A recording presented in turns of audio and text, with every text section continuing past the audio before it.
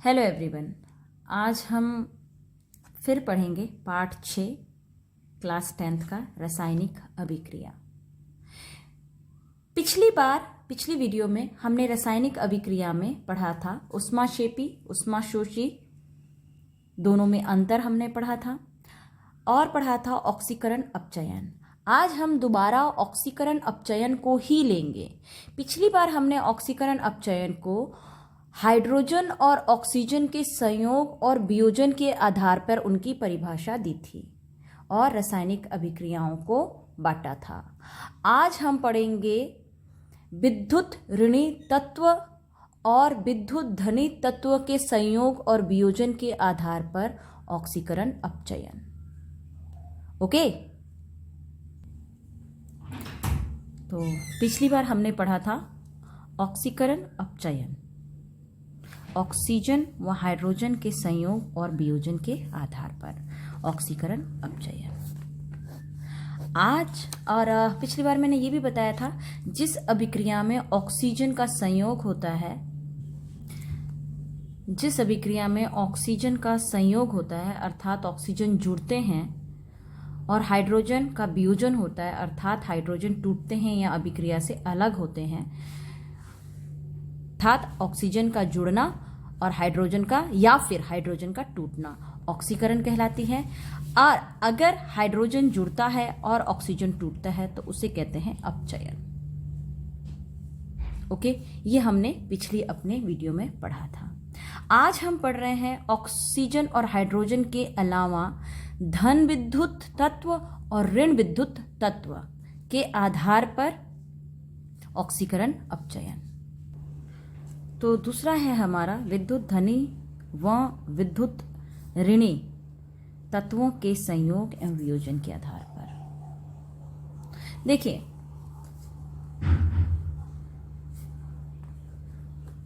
विद्युत ऋणी तत्व, विद्युत धनी तत्व है ना।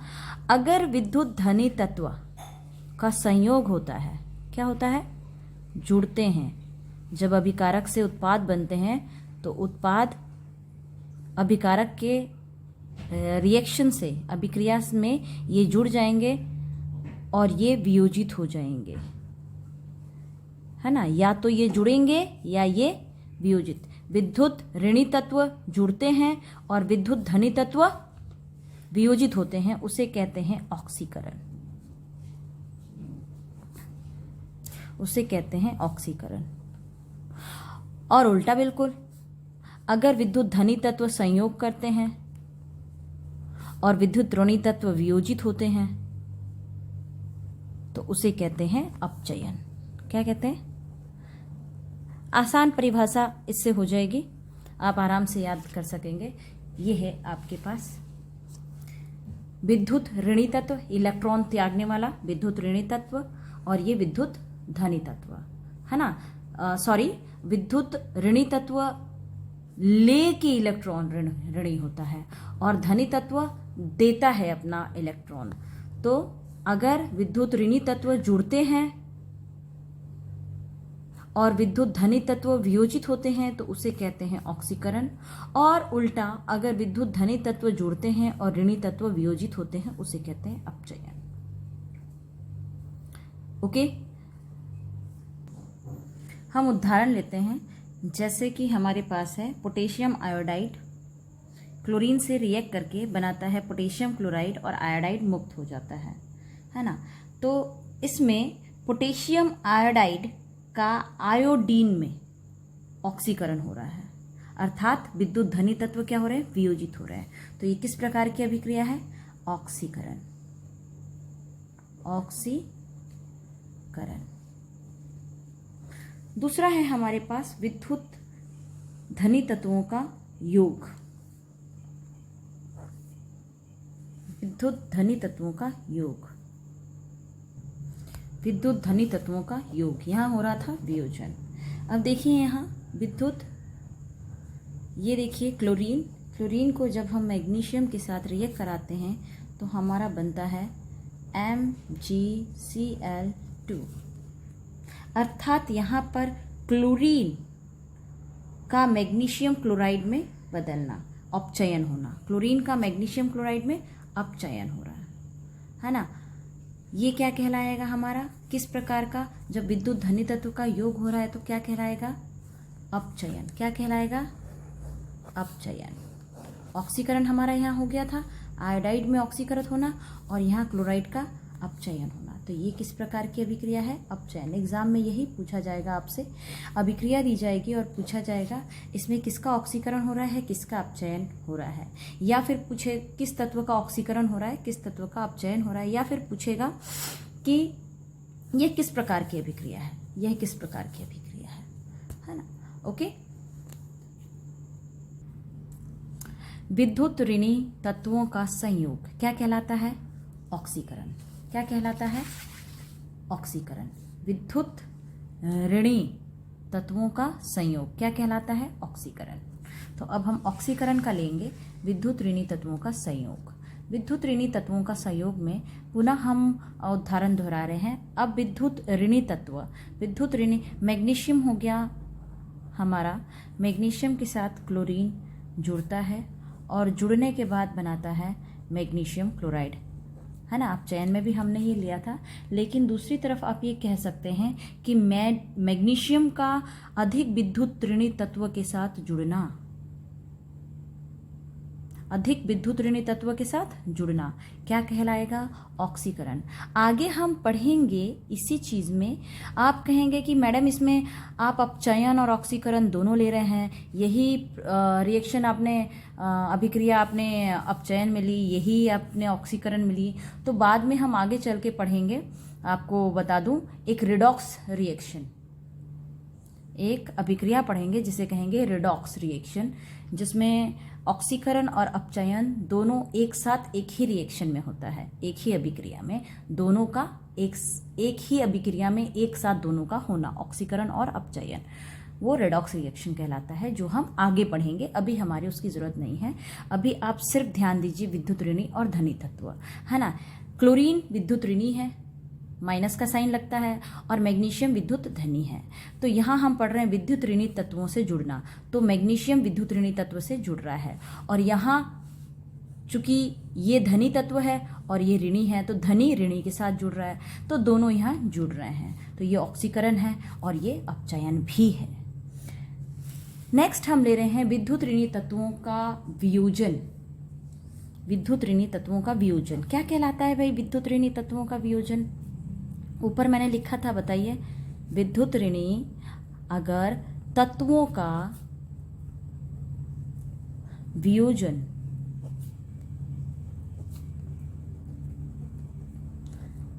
है ना, इसकी अब अभिक्रिया एक लिखेंगे उदाहरण, वियोजन हो तो उसे क्या कहते हैं, यहाँ देखिए, विद्युत ऋणी तत्वों का वियोजन क्या कहलाता है, अपचयन। क्या कहलाता है, अपचयन। तो चलिए इसका एक उदाहरण लिख देते हैं। आपके एग्ज़ाम में उदाहरण बहुत ही इम्पॉर्टेंट है, बहुत ज़रूरी है। आप उदाहरण और परिभाषा, इस चैप्टर में परिभाषा, हर एक रिएक्शन का परिभाषा और एक एक उदाहरण याद रखिएगा। अब देखिए, 2FeCl3 प्लस हाइड्रोजन बनाता है हमारे पास FeCl2 plus hydrochlorine gas hydrochloric acid निकलेगी। अब इसको बैलेंस कर देते हैं, 2 और यहाँ हो जाएगा 2, ठीक है। यहाँ FeCl3 का अधिक विद्युत ऋणी तत्व क्लोरीन के निकलने के कारण FeCl2 बन गया। देखो यहाँ 3 Cl3 है, 3 है, एक टूट के यहाँ आ गया, यहाँ से एक निकल के कहाँ गया, यहाँ टूट गया, तो विद्युत ऋणी तत्वों का क्या हो गया, वियोजन हो गया। वियोजन हो गया तो यहाँ बन गया FeCl2। विद्युत ऋणी तत्वों का वियोजन होने से हमें क्या मिला, कौन सी कहेंगे इसको अभिक्रिया, अपचयन। याद रखिएगा, बहुत इंपॉर्टेंट। यहाँ 3 है फेरस क्लोरेट, यहाँ 3 FeCl3 में से 3 क्लोरीन में से 2 क्लोरीन यहाँ बच गया और 1 क्लोरीन हट गया, हाइड्रोक्लोरिक एसिड बन गई। ओके, तो ये याद रखिएगा, विद्युत ऋणी तत्वों का वियोजन, जबकि संयोग होता है तो क्या कहते हैं, ऑक्सीकरण। ओके, तो ये हमने ऑक्सीकरण अपचयन पढ़ा। ऑक्सीकरण अपचयन को 2 आधार पे बांटा गया है और इसको मैं पुनः एक बार आपको इजी तरीके से लिख देती हूँ ताकि आपको हमेशा याद रहे। देखिए, आप इसको ऐसे भी याद रख सकते हैं, OEH प्लस, है ना।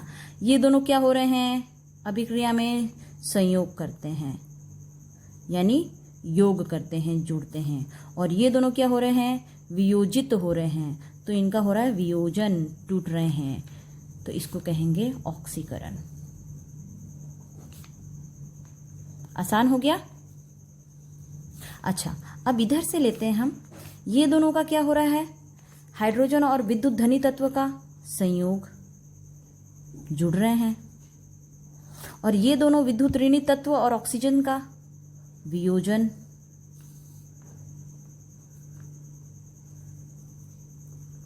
तो इसे क्या कहेंगे, अपचयन। ओके, तो आपने देखा, हमने पिछली वीडियो में भी ऑक्सीकरण अपचयन आपको समझाया था। ऑक्सीजन के संयोग और हाइड्रोजन के वियोजन के आधार पर उसको ऑक्सीकरण कहा था, और हाइड्रोजन का संयोग और ऑक्सीजन के वियोजन के आधार पर उसको अपचयन कहा था। इसमें हमने पढ़ा विद्युत धनी तत्व और विद्युत ऋणी तत्व। विद्युत धनी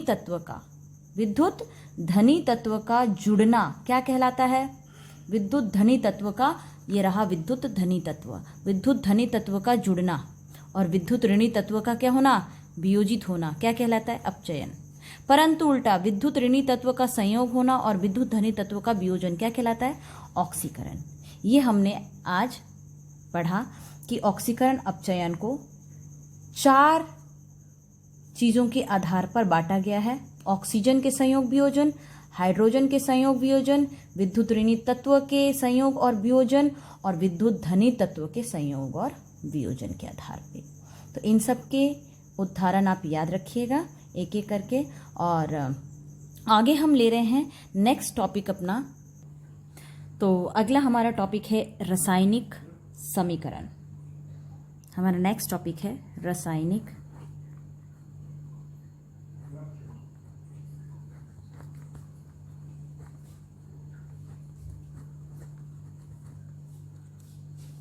देखिए, रासायनिक समीकरण क्या होता है, किसी भी रासायनिक समीकरण में पदार्थ को अणुसूत्र और प्रतीकों द्वारा प्रदर्शित किया जाता है। जैसे कि मैंने कार्बन लिया, कार्बन किसका प्रतीक है, सी किसका प्रतीक है, कार्बन का, और ओ किसका प्रतीक है, ऑक्सीजन का।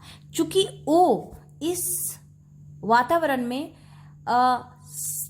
ओ के रूप में स्थिर नहीं है, इसलिए ये हमेशा O2 2 अणुओं के संयोग से मिलके बनेगा, O2 के रूप में लिखा जाता है, और ये मिलके बनते हैं OCO2। तो ये C क्या है, कार्बन प्रतीक है, किसका प्रतीक है, कार्बन का, O2 ऑक्सीजन का, और CO2 एक अणुसूत्र है इन दोनों के मिलके बनने, इन दोनों से मिलके जो बना है, इसे कहते हैं कार्बन डाइऑक्साइड। अच्छा, ये तीर के निशान के बाईं तरफ हमने लिखा है अभिकारक या क्रियाकारक। क्या कहेंगे इसको, पहले बता चुकी हूं, फिर भी बता दूं, इसको कहते हैं क्रियाकारक या अभिकारक, और इसे कहते हैं उत्पाद। क्या कहते हैं, उत्पाद या प्रोडक्ट भी कहते हैं, और इसे कहते हैं रिएक्टेंट। तो जो बाईं तरफ लिखा हुआ है वो क्या है, अपने पास क्रियाकारक या अभिकारक, और दाईं तरफ लिखने वाले उत्पाद। तो रासायनिक समीकरण में हम पदार्थों की अणुसूत्र और प्रतीकों द्वारा एक समीकरण के रूप में प्रदर्शित करते हैं। ओके, और तीर के बाईं ओर क्रियाकारक और तीर के दाईं ओर उत्पाद का निर्माण होता है। समीकरण की विशेषता क्या है, तो नेक्स्ट हम लेंगे इसकी विशेषता क्या है, खासियत क्या है, हम इसकी। अच्छा, आप इस अभिक्रिया को एक संक्षिप्त रूप में लिखने, रासायनिक समीकरण क्या होता है कि पदार्थों का अणुसूत्र और प्रतीकों को प्रदर्शित किया जाता है, लेकिन एक संक्षिप्त रूप में। ये संक्षिप्त रूप में, अगर यहाँ मैं लिखूँ कार्बन, यहाँ लिखूँ ऑक्सीजन, कार्बन डाइऑक्साइड, अगर इसे अणुसूत्र या प्रतीकों द्वारा नहीं लिखूं तो वो संक्षिप्त रूप नहीं आएगा, बहुत बड़ा रूप आएगा। तो संक्षिप्त रूप में प्रदर्शित किया जाता है पदार्थों को अणु, सूत्र और प्रतीकों द्वारा। इसे कहते हैं रासायनिक समीकरण, जिसमें बाईं तरफ क्रियाकारक और तीर के दाईं तरफ उत्पाद होता है। तो अब हम लेंगे इसकी इंपॉर्टेंस क्या है, इसकी विशेषता क्या है, क्या विशेषता है रासायनिक समीकरण की विशेषता क्या है। देखिए, पहली विशेषता, पहले लिख देते हैं विशेषताएं।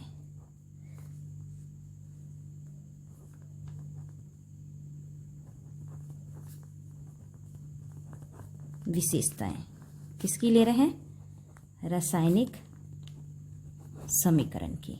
देखिए, पहली विशेषता है क्रियाकारक और उत्पाद के बारे में संपूर्ण जानकारी देती है।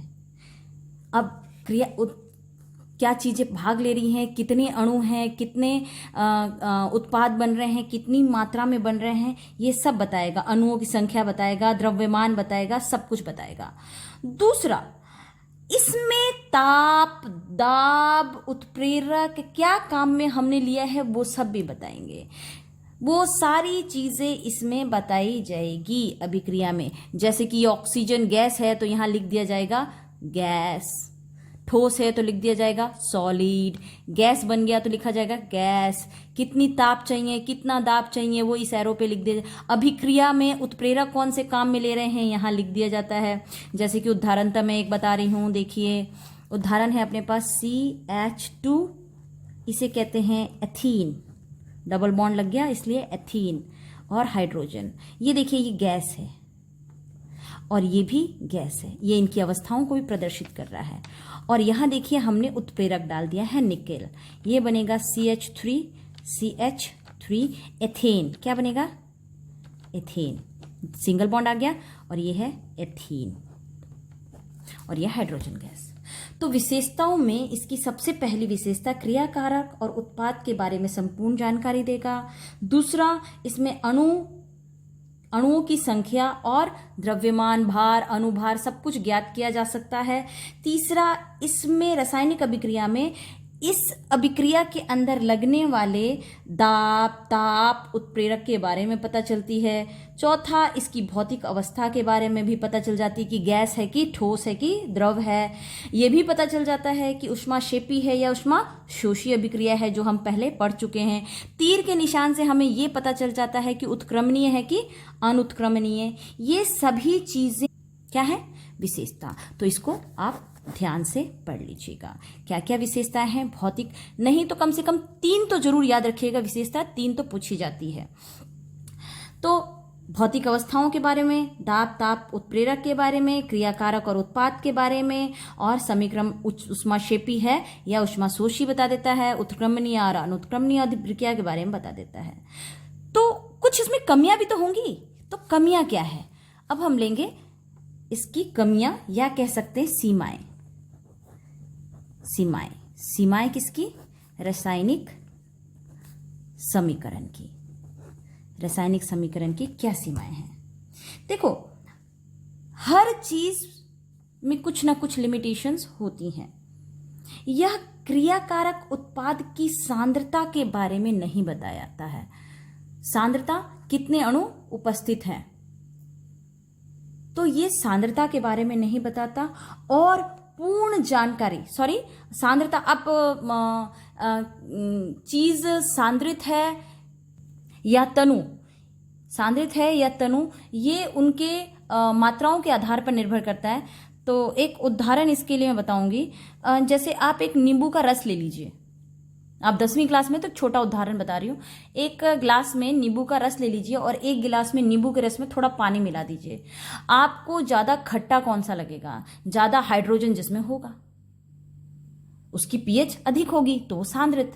अर्थात पहली गिलास जिसमें नींबू का रस है बिना पानी के, वो ज़्यादा खट्टी होगी क्योंकि हाइड्रोजन आयन उसमें ज़्यादा है, तो वो अधिक सांद्रित। थोड़ा पानी मिला दिया तो वो क्या बन गया, तनु, है ना। तो सीमा कारक में वापस पहला लेते हैं। पहला, इसमें क्रिया कारक और उत्पाद की सांद्रता के बारे में नहीं बताया जाता, कुछ स्पष्ट नहीं बताया जाता। दूसरा, यह अभिक्रिया की पूरी तरीके से जानकारी नहीं देती है, सारी बातों की जानकारी नहीं देती है। ओके, तो ये थी आज का टॉपिक आपका। मैं एक बार वापस बता दूं, हमने आज पढ़ा है पाठ 6 में ऑक्सीकरण अपचयन। ऑक्सीकरण अपचयन पिछली वीडियो में हमने ऑक्सीजन हाइड्रोजन के संयोग और वियोजन के आधार पर पढ़ा था। आज पढ़ा है हमने विद्युत धनी तत्व और विद्युत ऋणी तत्व के संयोग और वियोजन के आधार पर ऑक्सीकरण अपचयन। दूसरा हमने पढ़ा है रासायनिक समीकरण। रासायनिक समीकरण क्या है और रासायनिक समीकरण की विशेषता और रासायनिक समीकरण की सीमाएं यानी कि कमियां। तो आज के लिए इतना ही। अगले टॉपिक को हम नेक्स्ट वीडियो में पढ़ेंगे। धन्यवाद।